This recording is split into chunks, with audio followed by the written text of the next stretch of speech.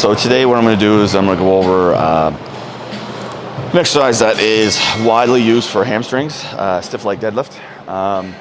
There's been a little challenge in my gym, and some people are doing it properly, some people are not. So I get a little bit of a back issue right now, so I'm going to do a little lighter, but I'm just going to go over the proper technique. So the reason that a lot of people use dumbbells is if you use a barbell, you get stuck into a certain handle. So what you want is you want your feet basically hip width apart. So if you're gonna do a stiff leg, so that means there's no bend. So you're not bending at the knee. So basically what you're doing is you're keeping your chest and your shoulders back. So if you're gonna reset your shoulder girdle, it's up, back, and down. So everything's in proper structure. And then what you're doing is you're sliding your hips back, keeping that chest up. So see how my hands are close to my thighs? And with a dumbbell, you have motion that you can kind of rotate the dumbbell around your leg. Instead of in a barbell, you're stuck in this position. So most people will start to bend over and round the back, which puts pressure on the lower back. So keeping that back nice and straight and up, and seeing how those legs are stiff. So you're more so feeling that stretch in the hamstring and then break back up again. So another big thing, issues that people I see having is that they're coming all the way up and they're rotating those hips forward, which realistically is, it's not needed. So if you're gonna do it correctly, you only need to come up to here. That's as far as you need to come up.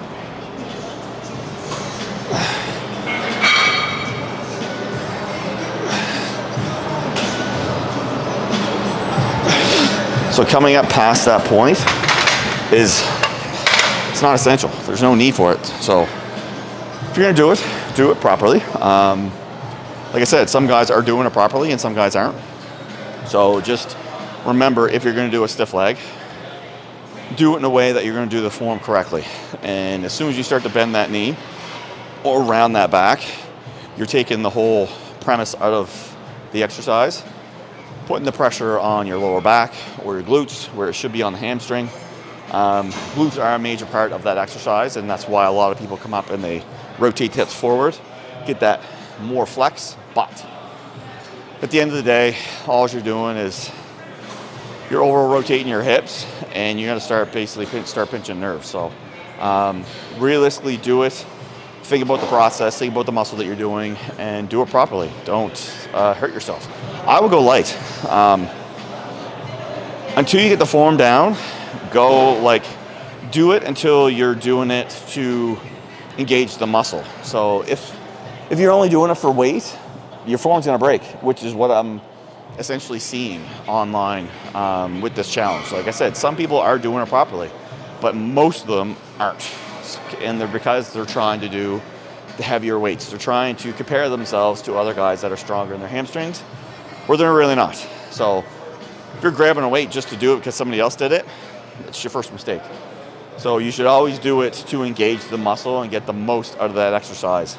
So doing it until your form breaks and then moving it on. So if you can do it comfortably without breaking form, great. If you pick it up and rep one, your form's off, it's too heavy. You just shouldn't be doing it in the first place. So put the weight down, lower the weight, do it correct. So for stiff leg deadlifts, you really don't need to get into like crazy reps. I would say keeping that 8 to 10 range, same as what you would do for a squat. And for sets, it's all on what type of protocol you're using for your particular workout. So if you're doing something that's either high volume, you might get up to like the 4 to 5 rep or 4 to 5 set range. If you're doing something that's a low volume, maybe you're doing only like a 3 to 4. So it all depends on what type of workout style you're doing. But realistically, 8 to 10, 10 to 12 is where you would kind of stick that exercise, just because it is such a intense exercise on the skeletal system, and it's one of those ones, if you do it wrong, you're going to get injured real quick. So stick it in that rep range for most people. And but the big thing is form is paramount.